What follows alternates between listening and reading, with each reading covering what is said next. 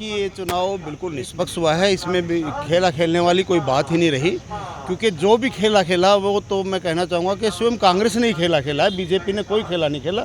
कहीं ना कहीं कांग्रेस की ये कमजोरी रही है कि वो अपने विधायकों को कंट्रोल ही नहीं कर पाई। और इसके कंट्रोल के अलावा ये भी आप ज़रूर इस पर विचार करेंगे, मैंने तो कर रखा है, कि किस प्रकार से कांग्रेस का एक वरिष्ठ लीडर वो नाराज़ चलता है हाईकमान से, और उसने 10 दिन तक हाईकमान उससे कोई चर्चा तक करने की हिम्मत नहीं करती है, करना नहीं चाहती है।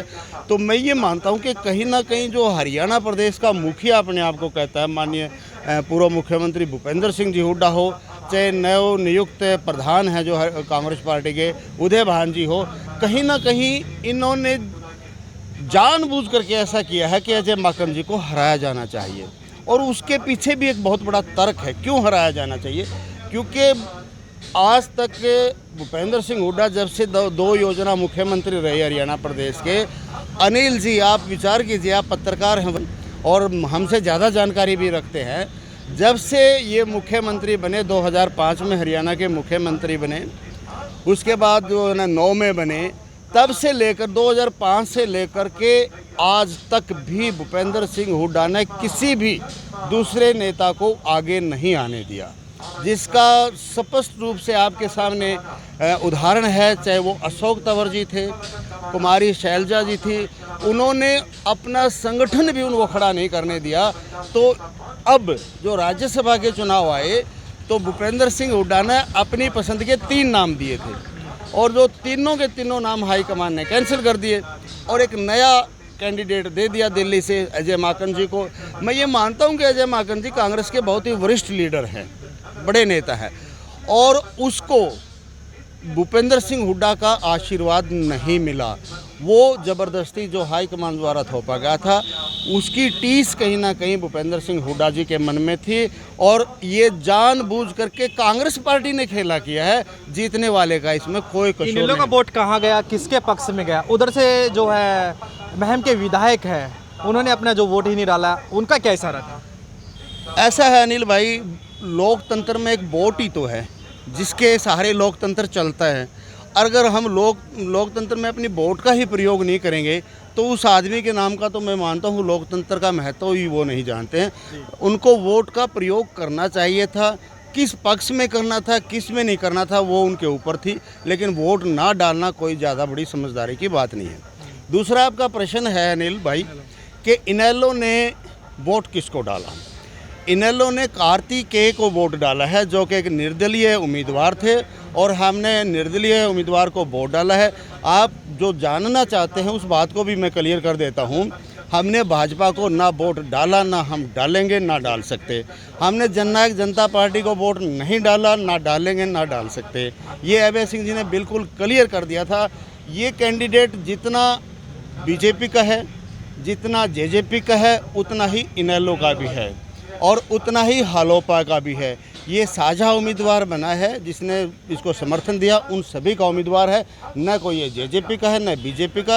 अगर उनका है तो ये हमारा भी है, और इसलिए हम बार बार इस बात को कहते हैं कि हमने वोट निर्दलीय उम्मीदवार कार्तिकेय को डाला है। जिस प्रकार से दिग्विजय चौटाला ने विधायक के ऊपर, कांग्रेस के विधायक के ऊपर आरोप लगे, उन्होंने जो है वोट दिखाया गया, उसको दिखा के वोट डाला, फिर वहाँ पे माहौल बिगड़ा। काफ़ी निकाय चुनाव के बाद जब उनको पूरी जांच की तो पता चला कि ऐसा कुछ नहीं था। क्या मंशा लग रही थी? दिग्विजय चौटाला इस पूरे माहौल को बिगाड़ना चाह रहे थे। रात को मैं एक डिबेट पर बैठा था, जनता टीवी की डिबेट थी, और वहाँ चैनल के ऊपर किरण जी का स्टेटमेंट सुनाया गया। उनके एंकर ने वो सुनाया हमारे को। उसमें किरण जी जो बात कहती है उससे साफ लगता है कि दिग्विजय सही है और किरण जी या कांग्रेस पार्टी गलत बोल रही थी, क्योंकि किरण जी ने खुद अपने बयान में ये बात मानी है कि हमारे कैबिन नज़दीक थे और वो झुक करके देख रहा था।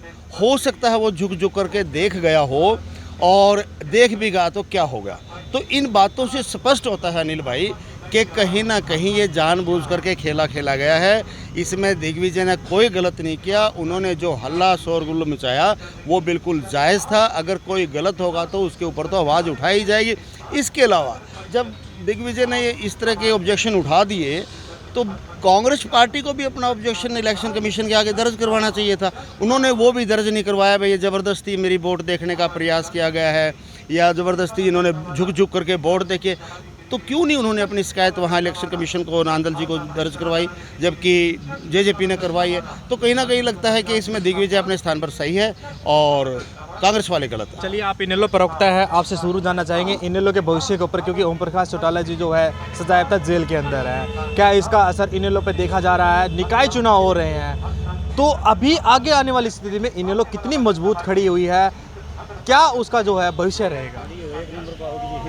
2013 में चौधरी ओम प्रकाश चौटाला जी को 10 साल की सज़ा हुई और एक अफवाह चलाई गई कि लोग कहा करेंगे एक होती थी इनेलो।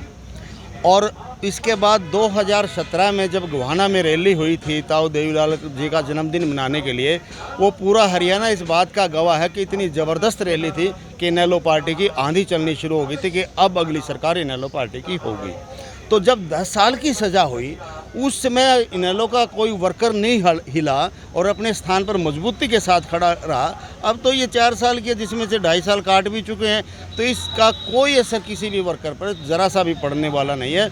और ताऊ देवीलाल जी तो एक बात और कहा करते थे, उन्हीं की ये पार्टी है कि जो दुश्मन जितना हमें दबाने की कोशिश करता है, हम उतनी ही मजबूती के साथ ऊपर करके आगे आते हैं। तो वही इंडियन नेशनल लोकदल पार्टी है कि जिस प्रकार से एक षड्यंत्र के तहत 87 साल के बुजुर्ग को जो 90% अपंग है और बड़ी निर्दयता के साथ उनको सज़ा सुनाने का काम किया है, उसकी हम भर्त्सना करते हैं, निंदा करते हैं। लेकिन हम कोर्ट के फैसले का सम्मान करते हैं, लेकिन जिस प्रकार से झूठे और गलत सबूत पेश करके ये कोर्ट का फैसला करवाने में कामयाब हुई सरकार, उसकी हम निंदा करते हैं। और चौधरी ओम प्रकाश चौटाला संघर्षशील व्यक्ति हैं, बहुत मजबूत आदमी है, न वो घबराएंगे और न पार्टी में कोई असर पड़ने वाला, बल्कि और भी ज़्यादा मजबूती के साथ और हौसले के साथ हम पार्टी को मजबूत बनाने का काम करेंगे। निकाय चुनाव में इनेलो कितनी सीटें जीत रही हैं? आज के दिन Indian National Lokdal party Haryana प्रदेश के निकाय चुनाव में सबसे बड़ी पार्टी है अनिल भाई। टोटल 18 नगर परिषद के चुनाव होने हैं। 18 में से केवल एक इंडियन नेशनल लोकदल पार्टी है सबसे बड़ी पार्टी। इसलिए मैं कह रहा हूँ कि हमने 16 नगर परिषदों में कैंडिडेट खड़े किए हैं, जबकि बीजेपी के 14 पर हैं, जेजेपी के 4 पर हैं और कांग्रेस पार्टी तो चुनाव ही छोड़ करके भाग गई है। तो इसलिए आज प्रदेश में सबसे बड़ी पार्टी इन चुनावों में यदि कोई है तो वो इंडियन नेशनल लोकदल पार्टी है। और सीटें भी हम सबसे ज़्यादा जीत करके एक बड़ी पार्टी के रूप में यहाँ पर स्थापित होने जा रहे हैं। चलिए, एक बार जींद की भी बात कर लेते हैं। जींद में यहाँ पे सांसद है एमपी लोकसभा से सांसद रमेश कौशिक, जो अपना जींद जिला है सोनीपत लोकसभा में आता है। वो यहाँ कहते हैं कि पहले जींद जो था वो एक गाँव था, अब हमारी सरकार आने वाला हमने गाँव से बाहर निकालने का काम किया। पूछा जाता है तो सवाल कहते हैं कि हमने हाईवेज बना दिए, बस स्टैंड बना दिए, लेकिन ग्राउंड की बात नहीं करना चाहते। देखिए, रमेश कौशिक जी सांसद हैं, 2 बार के सांसद हैं, और इतने बड़े व्यक्तित्व को इतनी बड़ी बड़ी झूठ नहीं बोलनी चाहिए। जो हाईवे की बात करते हैं ये बहुत पुराना सैंक्शनड था। उस टाइम हरियाणा प्रदेश में इनेलो की सरकार हुई थी, तब का हम देख रहे हैं इसका बोर्ड लगा हुआ करता था। और दूसरी बात, जो नेशनल हाईवे अथॉरिटी है उसका एक रूटीन प्रोसेस है, जिस प्रकार के रोड बनाए जाते हैं और एक रूटीन में ही ये जो है ना रोड बना है। इसमें सांसद का और एमएलए का किसी प्रकार का कोई भी हाथ नहीं है, रूटीन प्रोसेस में ये बना है। और जींद शहर को तो मैं कहता हूँ लगभग 20 साल से तो हमारे विधायक लगातार जींद की कमान संभाले और चौथी योजना चल रही है। एक भी विकास का कार्य विधायक जी ने यहाँ पर किया हो तो वो मुझे बताने का काम करे। ऐसे झूठ बोलने से कुछ नहीं बनता। मैंने हॉस्पिटल बनवा दिया, अरे भाई हॉस्पिटल तूने क्या बनवा दिया? हॉस्पिटल तो पता नहीं कब का सैंक्शन था और कब का प्रोसेस चला हुआ था, और रूटीन में ये बन रहा है, बन जाएगा। इसमें आपका क्या हाथ है? एक विधायक के बस की बात नहीं हॉस्पिटल बनवाना होता। विधायक के बस की बात होती है कोई बच्चों को रोज़गार दिलवाना, सड़कें बनवाना, स्वास्थ्य की सुविधाएं उपलब्ध करवाना, शिक्षा की सुविधाएं उपलब्ध करवाना। इनमें से जींद में एक भी काम नहीं हुआ। लगभग 400 करोड़ रुपए पिछले 8 साल में यहाँ जींद में आए हैं। 400 करोड़ों में रुपए में शहर को खोदने का काम किया है, बनवाने का कोई काम नहीं हुआ। विधायक जी कह रहे हैं अब मुद्दा बना दिया उन्होंने ब्लॉक्स का, पाची पीछे काफ़ी विवाद भी हुआ था, आप भी उसमें थे, देखा था, नोटिस में आया था कि अब वो कह रहे हैं कि हम ब्लॉक्स की नहीं बनाएंगे, जिन शहर में सीसी की सड़कें बनवाएंगे और दूसरा जहाँ पे भी बनेगी वो काली सड़कें यानी कि तारकोल की सड़कें रहेंगी। हाँ, देखिए ये तो अंडरस्टूड है अनिल जी। पहले सीसी की गलियां होती थी, उनको उखाड़ के ब्लॉक की बना दिया।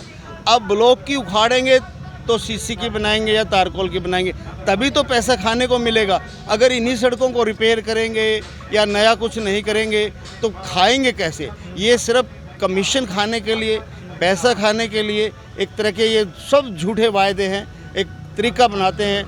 पीछे ये अटल पार्क बन रहा था, यहाँ अटल पार्क में विधायक जी आए और उन्होंने 2 ईंटों को उठा करके ऐसे तोड़ करके दिखाया पब्लिक में, प्रेस में दिया कि देखो कितनी ख़राब ईंटें लग रही हैं। और मैं गारंटी के साथ कहता हूँ या विधायक जी हमारे को सबूत दे दे, वो जो ईंटें उस टाइम इस अटल पार्क के निर्माण के लिए आई हुई थी, उनमें से यदि एक ईंट भी बदली गई हो, वापस गई हो और उनकी जगह नहीं आई हो, तो वो सबूत दे दे हमारे को। वो ईंटें जो है ना, फिर कहाँ से वो फेविकोल लग गया उसका, वो जो फेविकोल रूपी जो कमीशन है ना, वो कमीशन का खेला है सारा का सारा, मुंह बंद कर दिए जाते हैं और वही जो टूटने वाली ईंटें मजबूत हो जाती है, पक्की हो जाती है। सिर्फ कमीशन खोरी का मामला है सारा। विधायक जी ने कोई इंटरेस्ट नहीं लिया, अब पिछले लगभग 8 साल से सत्ता में है। जी, आखिरी सवाल आपसे जानना चाहेंगे। एक मिनट और अनिल भाई, देखिए अब क्या चल रहा है।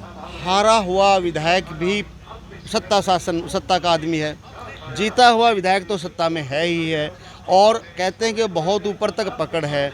अब रोहतक रोड का आपने हाल देखा कि करोड़ों रुपए लगा करके सड़क बनाई, हल्की सी बारिश आई, सारी की सारी सड़क धंस गई, और विधानसभा की कमेटी बुला करके कहते हैं, दिखाते हैं कि कितना भ्रष्टाचार हुआ। एक सत्ता का एमएलए जब विधानसभा की कमेटी को बुला करके कमेटी के सामने यह कहता है कि मेरे हलके में बहुत ज़्यादा भ्रष्टाचार है, तो इससे बड़ा और सबूत देने की क्या बात होगी। और इनको प्रशासनिक अधिकारियों को कहते हैं कि ये तो आतंकवादियों से भी घिरे हुए हैं। अब एक विधायक ये बात कर रहा है, सत्ता वाला, हारा हुआ वाला भी, यानी कहीं ना कहीं जींद को बुरे तरीके से बर्बाद करने का काम किया है, जिसका सबक इन चुनाव में जींद की जनता उनको सिखाएगी। और इंडियन नेशनल लोकदल पार्टी की जो प्रत्याशी है भगवती दहिया जी भारी मतों से यहाँ से जीतेगी, क्योंकि जींद की जनता को विश्वास, भरोसा और यकीन है कि यदि भ्रष्टाचार को समाप्त करेंगे, जन सुविधाओं का प्रबंध करेंगे, तो केवल लोकदल पार्टी ही कर सकती है, इसलिए वो हमारा साथ देने जा रहे हैं। आखिरी सवाल आपसे जानना चाहेंगे, इनेलो के बारे में आपने बता दिया, जो गठबंधन सरकार है, जो बीच में इनके बीच में जो विवाद हुआ था, चुनाव न लड़ने का फैसला, फिर साथ में चुनाव लड़ने का फैसला, भविष्य क्या मान रहे हैं इनका, क्या कहेंगे? 19 तारीख को नगर परिषद के नगर निकायों के चुनाव संपन्न हो जाएंगे, 22 को रिजल्ट आ जाएंगे, और हम तो मान रहे हैं कि जुलाई या अगस्त लास्ट होगा इस गठबंधन का, उससे आगे ये गठबंधन नहीं चलेगा। जिस प्रकार से समझौता किया, फिर तोड़ दिया, फिर समझौता कर लिया, मतलब आज के दिन जो कांग्रेस में महाभारत मचा हुआ है, कहीं ना कहीं उससे बड़ा महाभारत इस गठबंधन में शुरू हो चुका है, जिसका रिजल्ट जुलाई या अगस्त में आपके सामने आ जाएगा। जी, ये थे हमारे साथ में इनेलो प्रवक्ता विजेंद्र सिंह रेड्डू। इनसे हमने राज्यसभा के बारे में बात की, निकाय चुनाव के बारे में बात की, इनेलो के भविष्य के बारे में बात की और गठबंधन सरकार के भविष्य के बारे में बात की। इनका कहना है कि जींद से जो है भगवती दहिया जीतने वाली, जीत जाएंगे यहाँ से, और दूसरा गठबंधन जो सरकार है ये जून जुलाई अगस्त तक जो है वहीं तक जो गठबंधन चल पाएगा, आने वाले समय में ये सरकार लंबा नहीं चल पाएगी। प्राइम न्यूज़ हरियाणा के लिए जींद से अनिल कुमार।